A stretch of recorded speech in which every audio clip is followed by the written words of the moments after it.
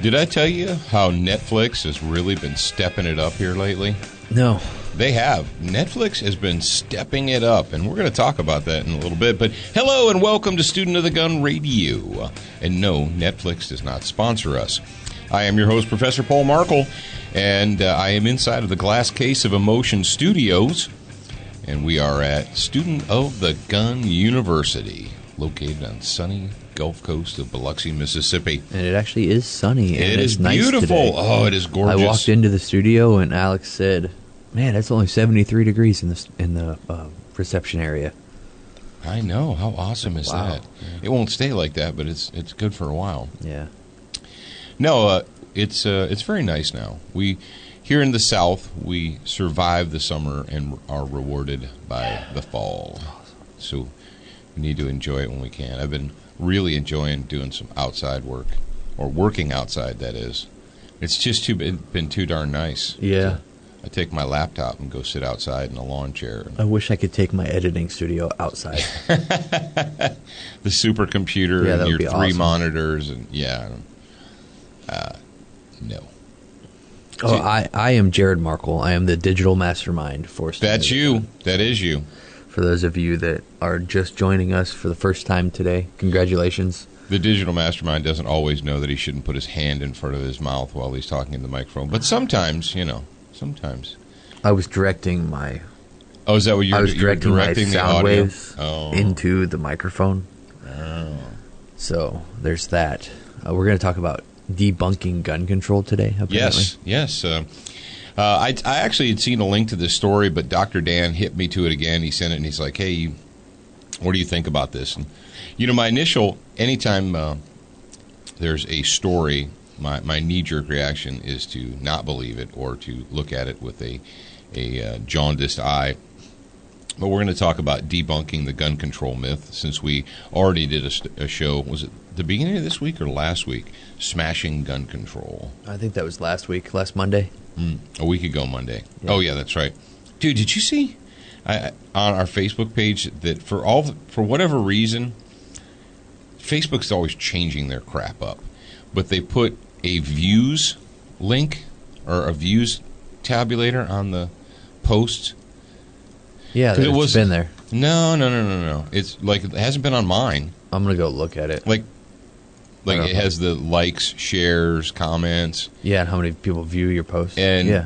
Well, I was just looking yesterday, and maybe my thing updated or something, but it just started putting views. And the smashing gun control story that we posted or shared via Facebook had been viewed over 640,000 times. Sweet.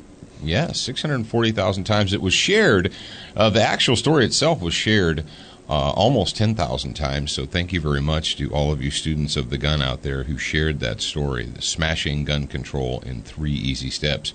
And boy, let me tell you what, if you've been paying attention, if you're a hardcore student of the gun, you know that the soft-minded hippies and trolls that just put them up in arms.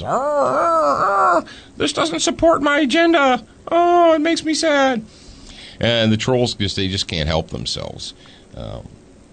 But that's all part of the fun, is it not? Well, this week, our featured sponsor of the week, and today's the last day of the public broadcast, is SWAT Fuel. Go over to SWATfuelstore.com and make yourself a purchase if you want to do that. You're going to save 10% if you use the promo code SOTG2015. That is SOTG2015. But even if you don't make a purchase, go to Facebook Facebook.com/SWATfuel or go to the SWAT Fuel direct link that Jared put in the show notes here. You guys realize that if you ever felt the need or desire to discover or read for yourself the links that we use, the story links and so forth, that we put those in the show notes every single day. So you just go to studentofthegunradio.com and you can click on the episode and go in there and there's the link. There's the source material. I'm not just making this crap up. Congratulations once again to the winner of the M1 carbine from Inland Manufacturing. Inland Manufacturing, they make replica World War II arms. They make a carbine. They make the paratrooper version for all of you people who live in free America and are allowed by your commissar to own one of those. They make the 1945 version, which has a bayonet lug on it. You can put a sharp, pointy thing on the end of your rifle. And they also make a is it the 1944 model, or it's another model that does not have a bayonet lug. And in addition to that, they make a 1911 pistol that looks very much like the original World War II issue M1911 A1.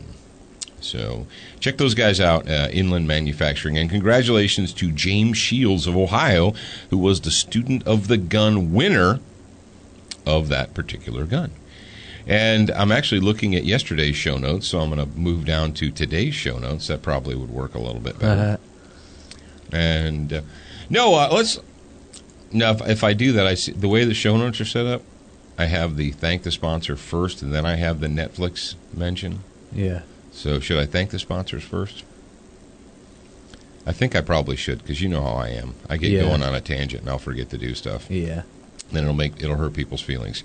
Duracoat, because life is too short. It's too short to have an ugly gun. Crossbreed holsters, because you should be carrying a gun, and if you're not, you're probably wrong. I'm carrying one right now, this very moment, the Super Tuck, or also known as what, Jared? The Caitlyn Jenner commemorative. The Caitlyn Jenner commemorative holster, or the Super Tuck. And Brownells at Brownells.com. You can buy Duracoat products from Brownells.com. Did you know that? Well, you do now. And they also have an emergency and survival gear section. So check those guys out. Netflix is rocking. Yes, I wanted to talk to you guys about this. This is actually very cool. If you are a World War II, World War I, old military arms aficionado, you probably are a fan of the movie The Wild Bunch with William Holden and Ernest Borgnine and Robert Ryan. Warren Oates, that's right, Sergeant Hulka was in that when he was much younger, obviously. But The Wild Bunch is on Netflix now. And a couple of nights ago, I was flicking through there, and I was like, no way! I am watching that movie. If you're a fan of the 1897 trench gun, if you're a fan of the 1911 pistol, if you're a fan of it was kind of a Western movie for the modern era, I guess you could say, because that movie was set in a time frame kind of in the early 20th century, 1900s, when we were transitioning from horses to cars and single action Colts to semi-automatic pistols and what have you. Kind of a unique time in America, right around World War I time frame. So, and then as if the Wild Bunch wasn't cool enough to watch on Netflix, guess what your brother and I watched last night, Jared? Archer. No. Honey Badger documentary? Mm-hmm. Huh. Not the one that they made the hilarious YouTube video out of, but a new one, a PBS Nature Honey Badger. It was awesome. Was it? It was awesome. It was so awesome. They didn't have a bunch of the honey badger killing the snakes footage, but they had honey badgers fighting or backing off hyenas.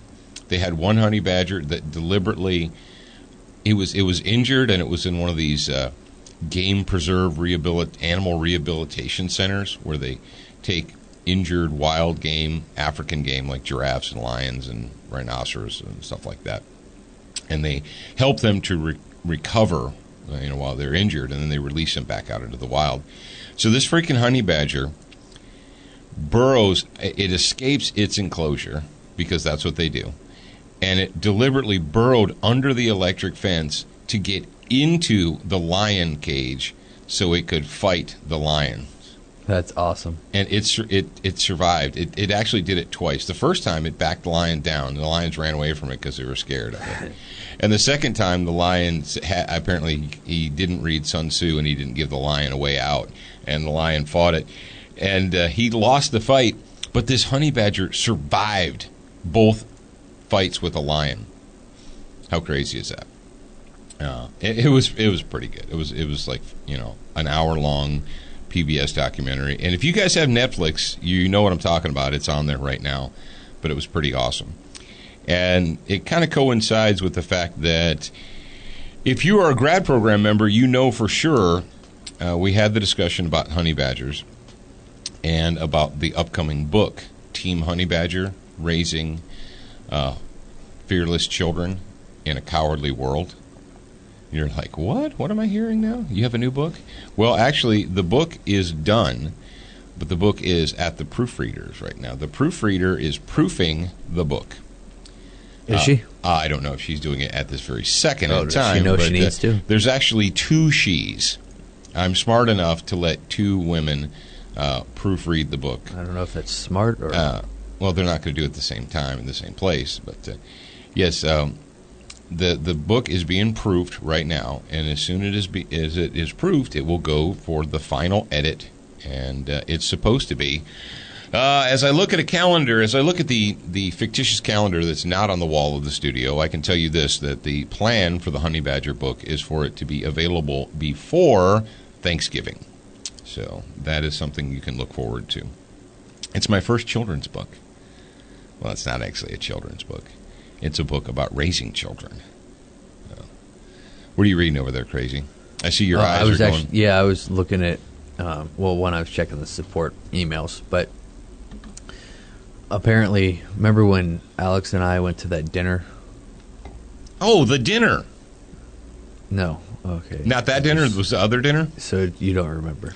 So, well, you went to a dinner with some oily people, and you went to dinner at the White House? Yeah, the White House dinner. Apparently, I forgot the Sun Herald was there, and they took pictures of us, and apparently we're in the paper. Oh, are you in Beach Boulevard magazine? I don't know what it is. Maybe you can be pretentious like everyone else who's funny. in Beach Boulevard magazine. Yeah, they don't publish it anymore. Your mom told me. Oh. I don't know what all the pretentious people do now. They have to do something else. Yeah.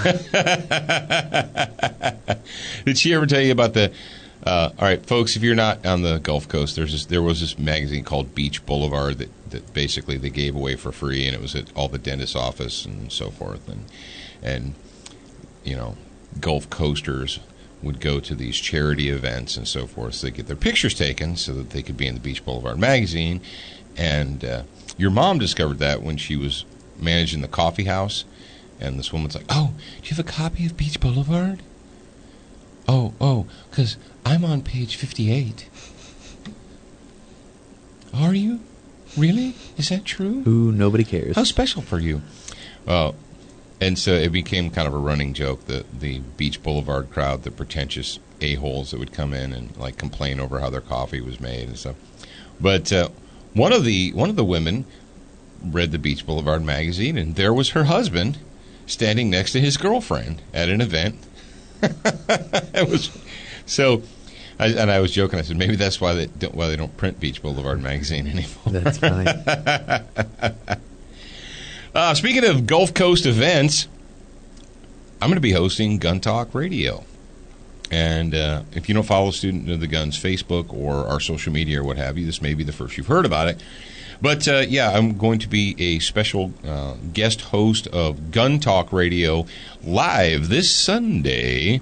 And I believe it's 1 to 4 Central, 2 to 5 Eastern. Let's make sure. Do me a favor and look up the air times. But I'm pretty positive that it's 2 to 5 Eastern, 1 to 4 Central.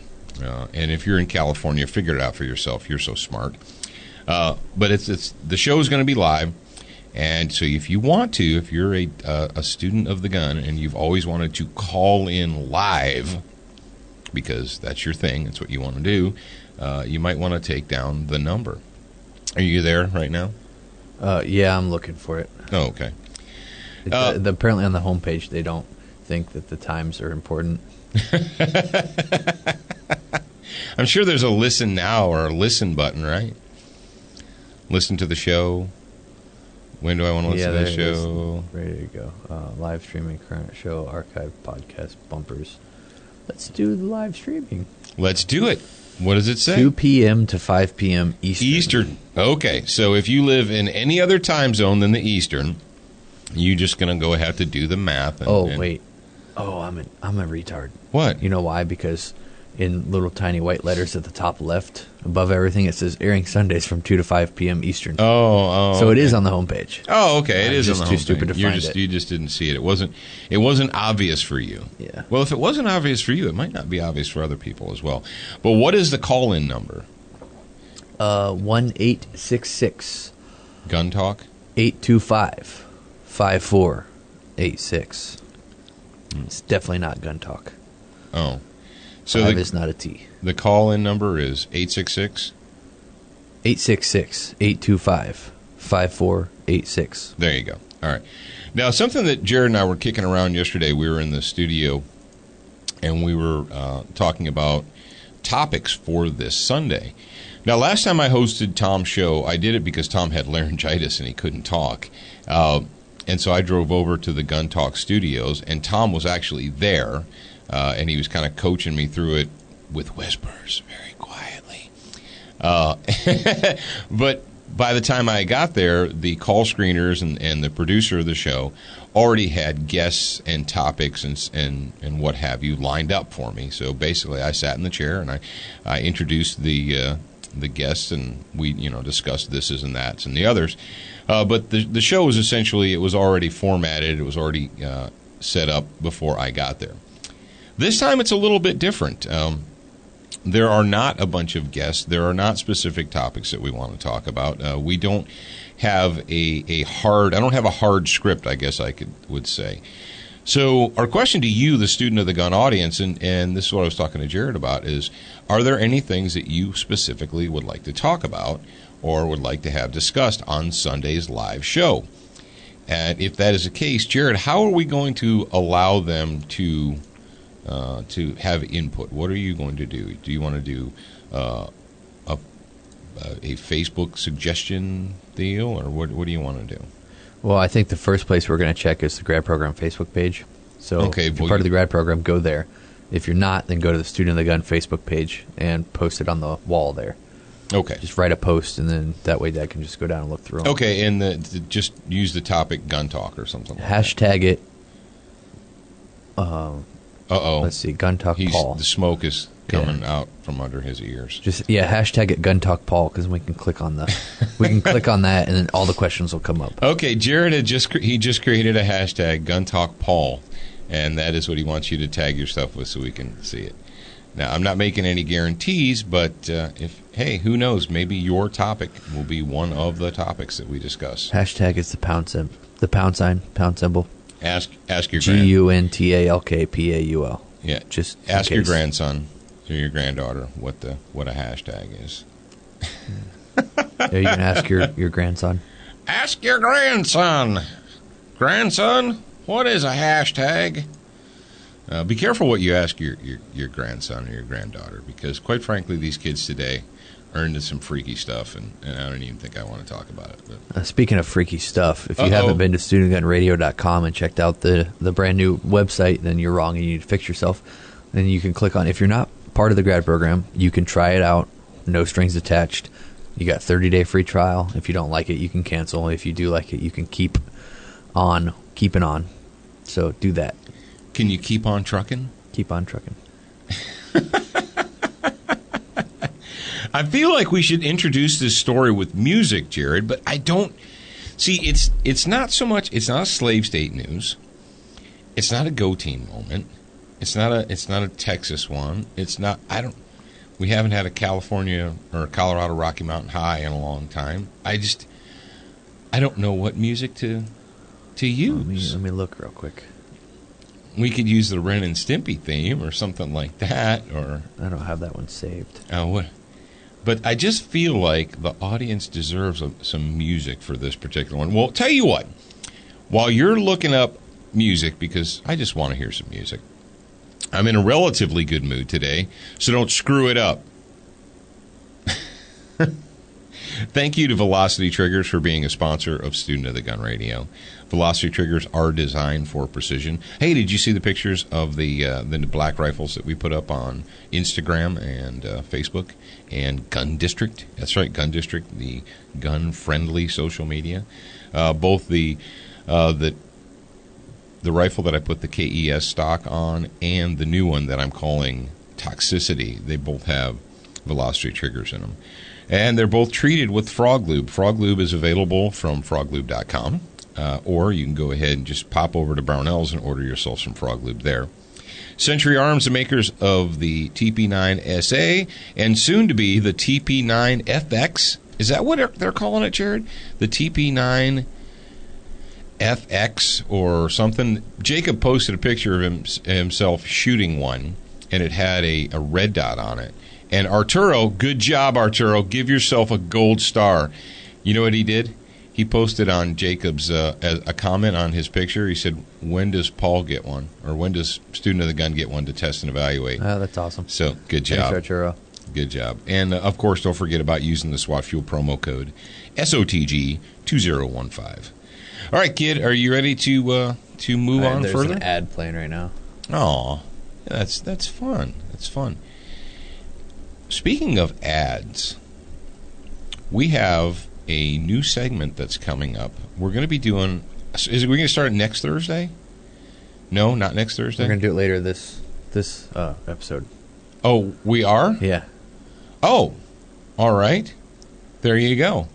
A new segment called Student of the Gun Homeroom, and we're going to do the homeroom segment on the radio. That's right. We're going to have a sponsored Student of the Gun dedicated homeroom segment that we're going to be doing each and every Thursday. Happy, happy, joy, joy, happy, happy, joy, joy, happy, happy, joy, joy, happy, happy, joy, joy, happy, happy, joy, joy, happy, happy, joy, joy, happy, happy, joy, joy, joy. Do-do-do-do-do. I don't. Thank you, Ren and Stimpy, for that. And if you guys aren't hip to that, I don't even know what to say to you. You need to get hip.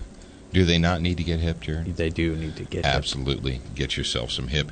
All right, this story, Harvard study debunks gun control argument. And you're thinking, do what? We've previously done a show called More Guns, Less Crime. Why don't people use the Oxford comma? I don't know. I don't know. It annoys me. Apparently, you don't have to use the Oxford comma. Yeah, no, you don't have anymore, to, but it looks better. It really, so I know. It just has to be there.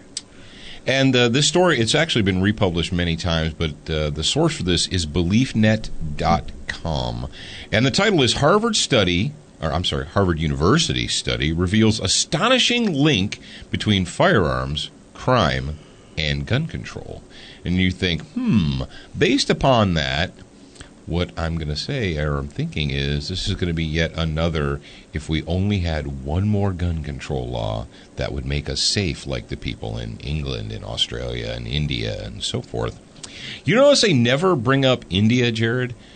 The hippies, when they talk about gun control, they always talk about Australia and they talk about the United Kingdom and or merry old England. For all of you over there in merry old England, I know how much you love it when I use that. Because India has to get rape inserts.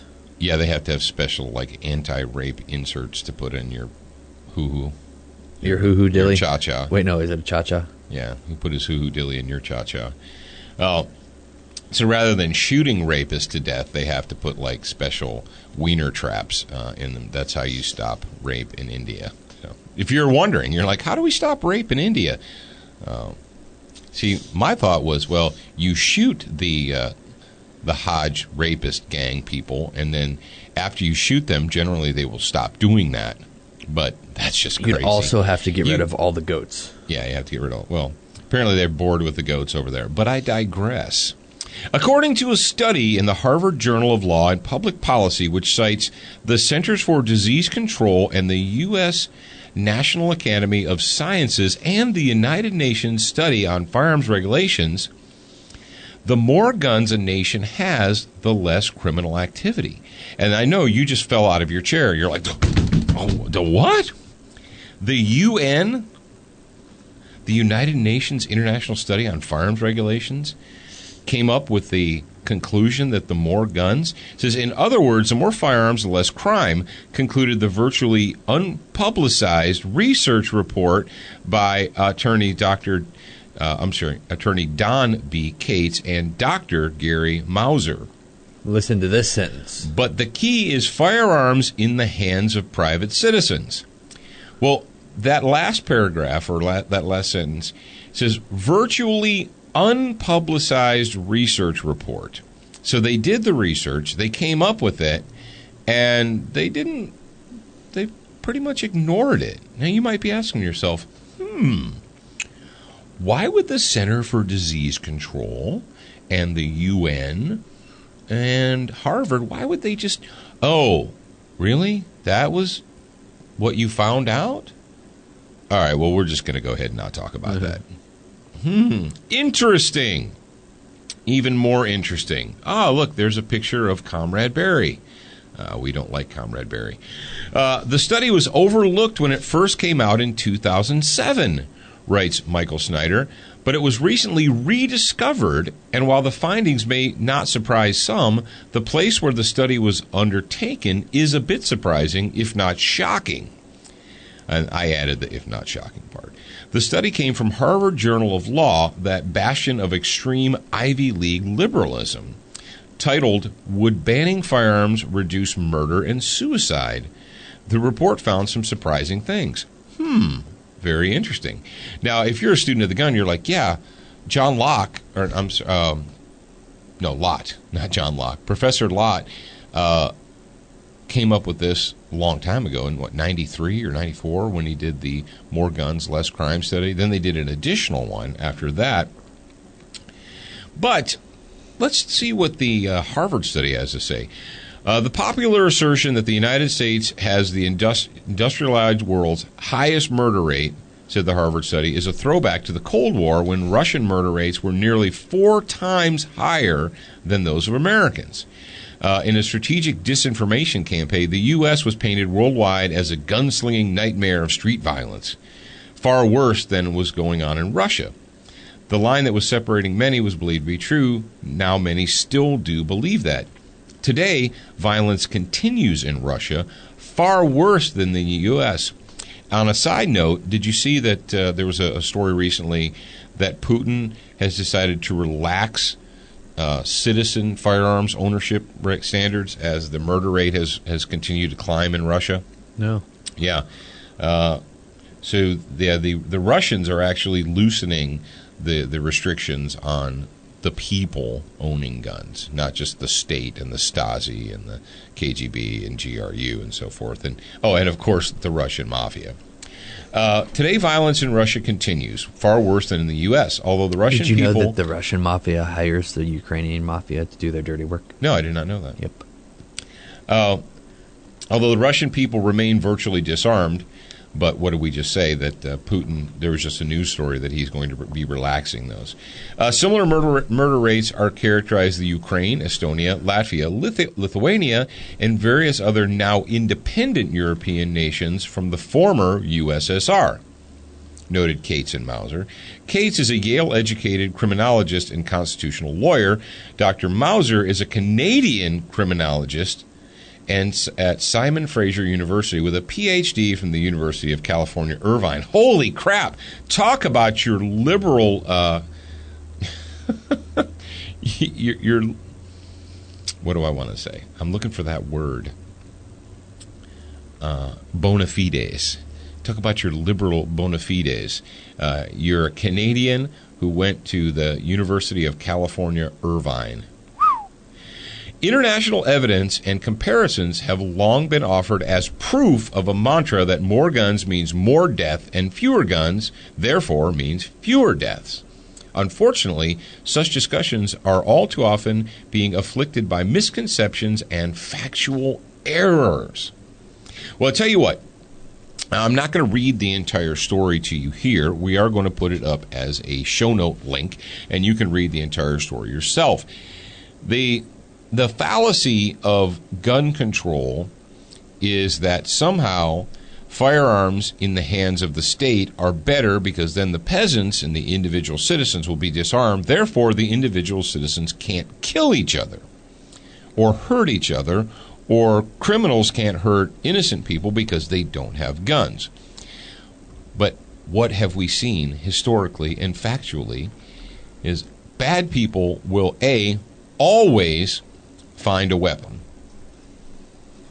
prisoners, maximum security prisoners, prisoners who have life sentences in maximum security prisons, always find weapons with which to hurt other prisoners.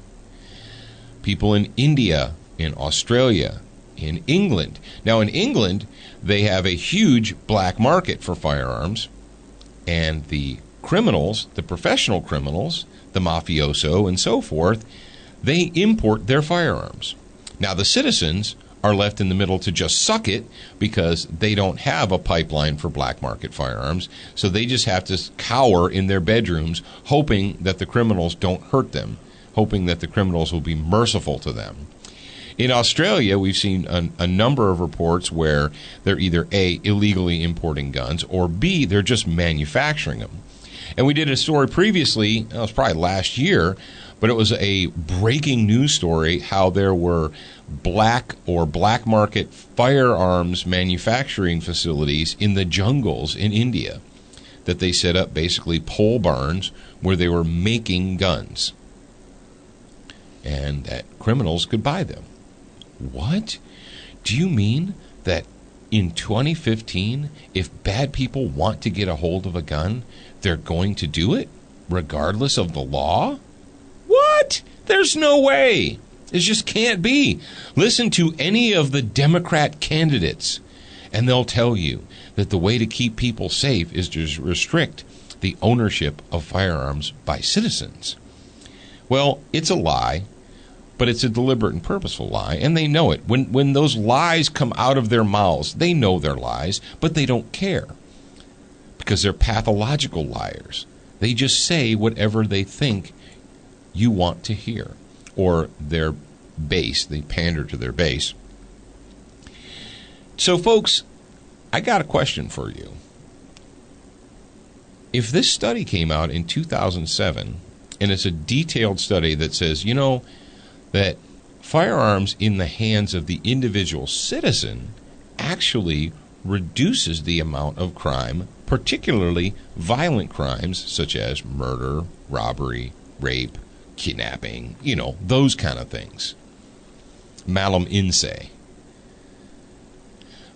Why do you suppose that CNN and MSNBC and the Associated Press and UPI, why hasn't this been, in 2007, why wasn't this put right in front of your face? Why haven't they talked about that? After every school massacre or psychotic Democrat massacre, because, that's pretty much who's committing these atrocities is, hey, Jared, who's the guy that walked into the Navy Yard and murdered all those people? Oh, was he a registered Democrat? Yeah, that's right. He was obviously a right-wing extremist. Yeah, the registered Democrat psycho, a member of the Occupy Wall Street movement, walked into a movie theater and murdered a bunch of people. Yeah, we're not supposed to know about that. You're not supposed to know that the vast majority of mass killings in America are perpetrated. Let me see, the one in Excrement in Virginia, who murdered his former co-workers, the professional victim, that guy, big pro-Obama supporter. But you're not supposed to know that. So after all of these mass killings, do any of the experts that they bring up on CNN and what have you, do they ever bring up this study by Harvard University? Have you ever heard it brought up? Nope. Have you ever heard it used as an argument for the defense? You're thinking, no. And why is that? How do you convince a citizenry, an armed citizenry, to willfully disarm themselves, Jared? 3 steps. Ignorance, distraction, guilt. That's why right. is that article not up yet? Ignorance. Don't tell people ignorance. There you go. Keep them unaware of the facts. Distraction, football. Guilt, mass murders. Yep. So, and we actually we're going to talk about something tomorrow. We're going to hit really super hard on a guilt and distraction, and kind of a huge hypocrisy on the part of the courts in the United States. I'll give you a hint. A Wisconsin, Milwaukee area, Wisconsin gun shop has been found liable, and they've been ordered to pay 2 police officers for the injuries that they received from a gun that was purchased at that gun shop. And they go back and the locals are like, well, this place was a huge straw purchase gun shop. They knew, and that's bad, and we need to punish them. So we're gonna juxtapose that a little bit tomorrow on the bonus hour. So you want to make sure that you're tuning in for that. So, all right, first of all, number one, you guys want to always arm yourself with the facts. And even though your hardcore leftists, your liberals, and your progressive statists, they don't care about facts. They don't want to hear about facts. If you bring the facts up to them, they'll call you a racist or a hate monger or a whatever. This is on tab number 4 of this article. Mm-hmm. It's at the end. It says, in a recent period, television networks collectively aired 514 anti-gun stories to a mere 46 that were pro-gun, that were pro-firearm, a ratio of more than 11-1 against firearms. Obviously, they have bias. Yes, they obviously have bias.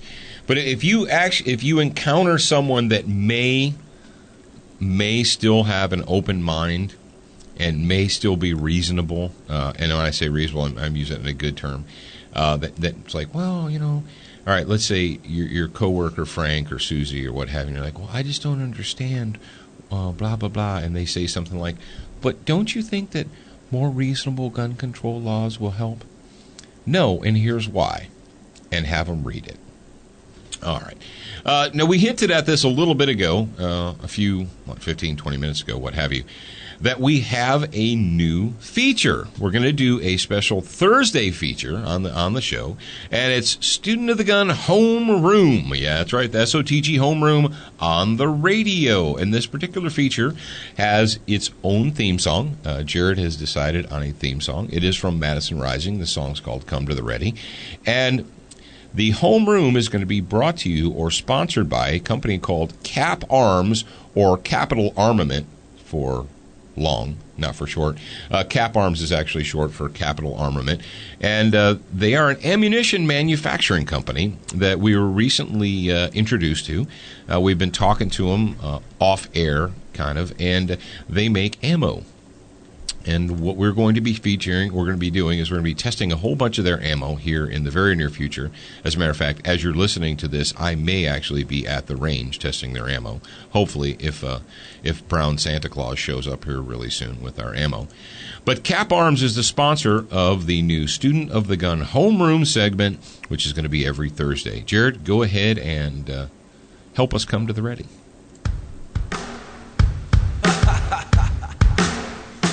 What you gonna do when it all comes back to the place that you never wanted it to come back to? And where you gonna roll when the bottom drops out and you got no place to go? Who you gonna trust when trust is a must? You better roll with the rest of us. So pack your bags and all the faith you can, cause it's about ready to hit the fan. Come to the ready. 2012, all about the re-election of an antichrist. Come to the ready. We played that song. What day was it? Was it a week ago? Thursday? Sure. The whole entire good. song. And I wasn't even planning on making that the song, but I like that song a lot. What's the name of the CD that's on? American Hero. American Hero by Madison Rising. Go to madisonrising.com. CD. The album. What is that? I don't know. Compact disc. Yes. All right. Question for you, and put on your thinking caps, all of you students of the gun right now. And I'm not being glib, and I'm not being a smartass. I'm going to ask you a serious question. How do you convince otherwise capable human beings, people, adult human beings, physically fit people, how do you convince them to stand still and be shot? You're like, oh, you don't understand, Paul. A violent encounter, it's so dynamic, it's so violent, it happens so fast that you don't have a choice. Yeah, I understand that there are times when it is so violent and happens so fast that it's hard to defend yourself against it. But that's not what I'm talking about. I'm talking about how do you convince physically fit adult humans to stand still while a maniac walks around giving their manifesto, reloading their pistols, and asking people questions. You give them a cell phone. That's what you do? You give them a cell phone? Yeah. That's how you convince them to stay? Yeah, because they can call 911. Oh, no. If you're a student of history, and one of the big questions was, how was the Nazis able to round up millions of people, force them onto trains, take them to camps, and then once they were at the camp, systematically slaughter them?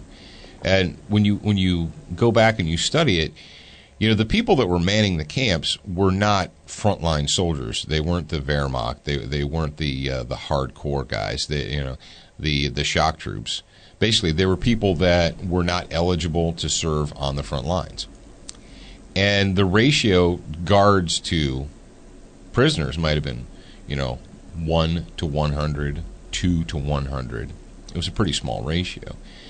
But how do you convince people to just stand still and allow themselves to be slaughtered? How do adult human beings, how do you get to that point in your life? And one of the ways, and this is something that I'm going to offer to you, the more that firearms are demonized.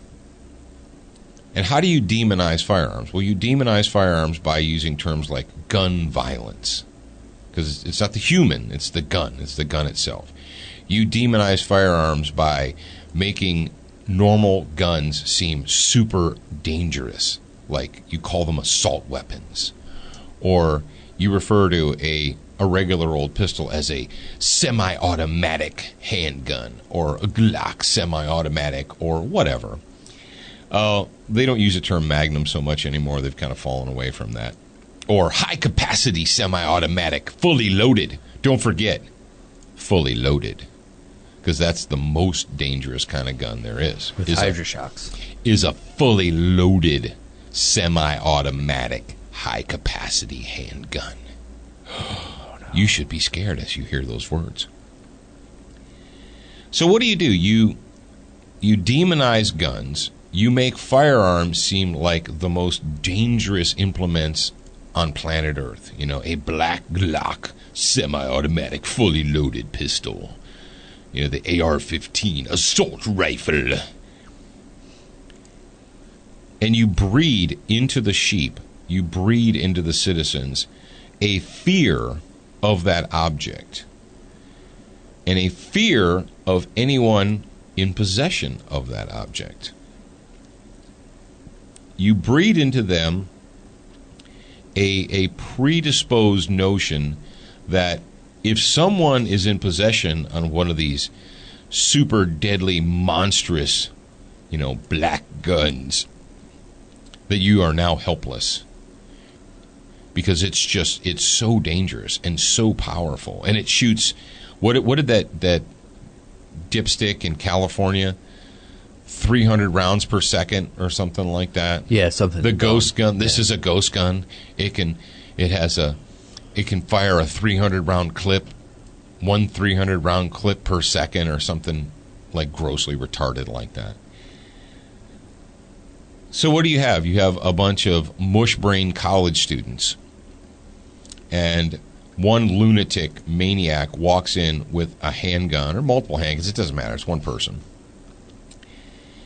But they have a gun. And what have you taught them? What have you instructed these people? Have you instructed them to fight back? Have you instructed them that they are responsible for their own safety and security?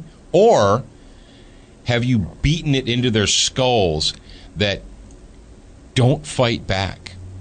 The posters, crime prevention. If you ever encounter a criminal, don't fight back. Don't risk it. Just give them what they want. Try to be a good witness. That makes me want to punch somebody in the face. Don't stand out. Don't make eye contact. Look at the ground. Be a good little sheep. So what do you expect these people to do? They've been so conditioned to believe that that object is so deadly and so dangerous that they have no hope of fighting back. So what do? They just stand there. they just stand there. Or they cower under a desk or a table or in the corner, hoping that the bad person will run out of ammo before they get to them, or hoping that someone will come in and save them before it's their turn to be killed. When you have, I mean, yes, I understand that a violent attack where someone just like whips out a gun and starts shooting people, I understand that that's extremely difficult to fight against. But when you have a maniac walking around, like in that church, reloading, talking to people, giving their manifesto, asking them what their religion is, and then deciding to shoot them based upon their answer, that is not a fast, dynamic, violent attack. I mean, it's always violent. But no, there's time. When the bad guy's walking around asking people their religion, there's time to attack them. There's time to fight back. There is an opportunity for you to fight back. But ask yourself this: why is it that we have physically fit, otherwise capable adults cowering and just standing still? And part B of that question, is that not the exact situation that the progressive state desires? Think about it. You convince the peasants that the gun is the almighty and that whoever possesses it, you can't fight back against them. Then you restrict the ownership of those objects by the citizen, and you restrict it to whom? So who now becomes the only ones in possession of guns? Well, that would be the state. So now the state has the guns. The citizens have been conditioned to believe and understand that anyone who has the gun is now in charge. And that's how you get people to walk onto the train, get off the train into the camps, and walk into the showers, all without fighting back. So ponder that for a minute, will you? Next time someone tells you about, only the state should have guns, and, well, I mean, I understand them having it. That's okay. It's just that the regular people, they shouldn't be allowed to have those things because they're just too dangerous. Okay. Ask them, say, how do you convince people to just stand still and allow themselves to be shot? That is your student of the gun homework assignment of the day. And it's brought to you by our new friends at Cap Arms at caparms.com. Check out their ammo at caparms.com. All right, kids, that's it. The clock on the wall says I'm supposed to be quiet now. And that's it. That's the last public broadcast of the week. Now, I guess we have a bonus on Sunday. You can tune into Gun Talk Live on Sunday. And, of course, we have the Big Boy, Big Girl Hour tomorrow on Friday. That is the Grad Program Hour, which you can listen to for 30 days. Free of charge. Yep. 30-day free trial. So you might want to... StudentGunRadio.com. Click on Become a Member. There you go. All right, folks. Until then, beginner once, student for life.